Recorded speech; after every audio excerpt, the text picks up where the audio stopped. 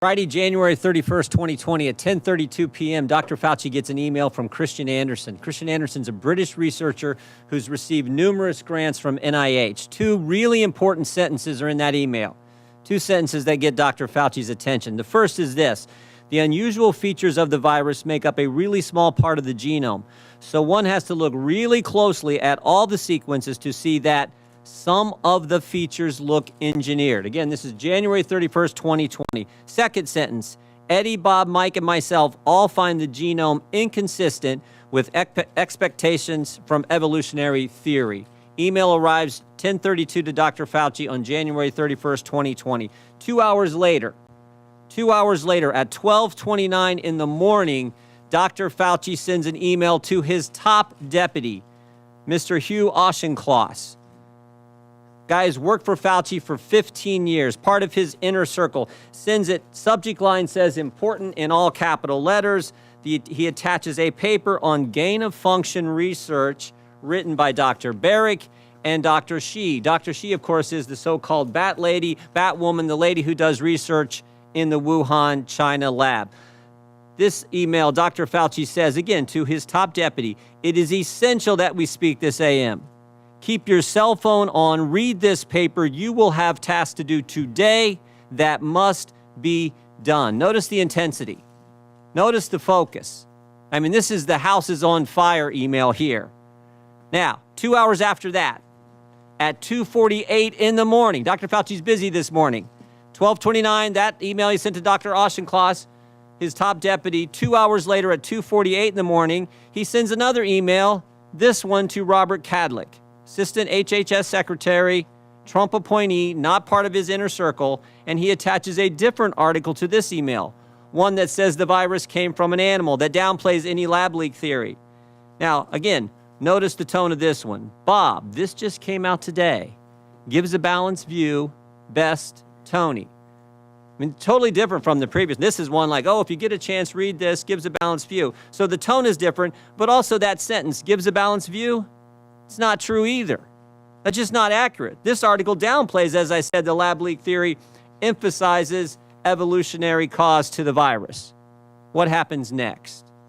What happens next? Later that same morning at 11:47 a.m., Dr. Fauci's deputy gets back to him.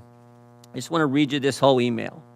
The paper you sent me, the one he sent him on that was written by the virologist from Wuhan, China, and Dr. Barrick, the paper you sent me says the experiments were performed before the gain-of-function pause, but have since been reviewed and approved by NIH.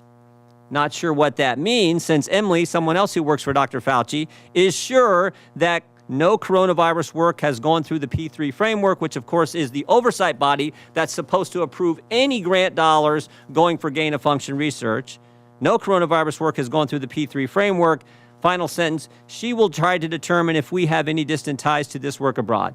She will try to determine if our fingerprints are on any of this. All these emails happen in 13 hours. So 13 hours after Dr. Fauci gets the initial email from Christian Anderson saying, looks like this virus is engineered, not consistent with evolutionary theory, Dr. Fauci knows some important facts. First, Dr. Fauci knows there's a lethal virus on the loose that started in Wuhan, China. Second, he knows the American taxpayers have funded gain-of-function research in Wuhan, China. Third, he knows that the research grant didn't go through the required oversight board. Fourth, he knows the virus, quote, looks engineered and, quote, not consistent with evolutionary theory. And finally, fifth, Dr. Fauci knows he may have ties to this work in China. His fingerprints, in fact, may be on this. So what does Dr. Fauci do next? After he says, oh, whatever, what does he do next? He organizes a conference call for later that same day. I mean, this is the busiest 24 hours I think I've ever. He organizes a conference call, 12 people on the call. Dr. Fauci and 11 virologists from around the world.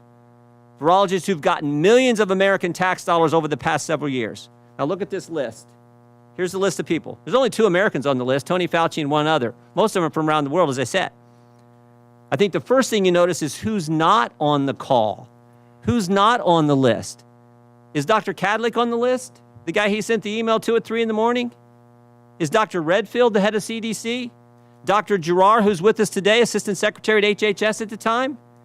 Dr. Birx, the lady who's soon to be COVID response coordinator. In fact, there's no one from the government on the call except Tony Fauci. Tony Fauci and 11 other individuals who got a bunch of American tax dollars over the years. What happened on the conference call? The short answer is we don't know. We don't know what they talked about. I mean, I think we got a good idea. We don't know for sure, but we do know what happened 4 days later.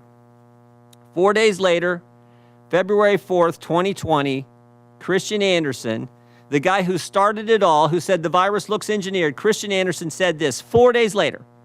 The crackpot theories going around at the moment relate to this virus being somehow engineered. That is demonstrably false, close quote. What? In 4 days, this guy went from this looks engineered to now that's demonstrably false. 4 days, he went from this isn't consistent with evolutionary theory. Now we know it's totally evolutionary. But it gets even better. It gets even better. Mr. Anderson and 3 of the other people on this call write an article a few weeks later that says COVID is not a laboratory construct. And while they're writing that article, there's an email from March 6 where Mr. Anderson offers to let Dr. Fauci edit the article before it's published. And here's the kicker.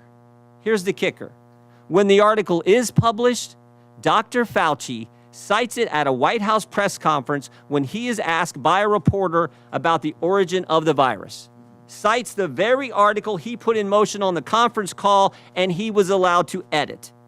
At the White House, where he's supposed to be giving the American people the truth, he references an article that he manufactured.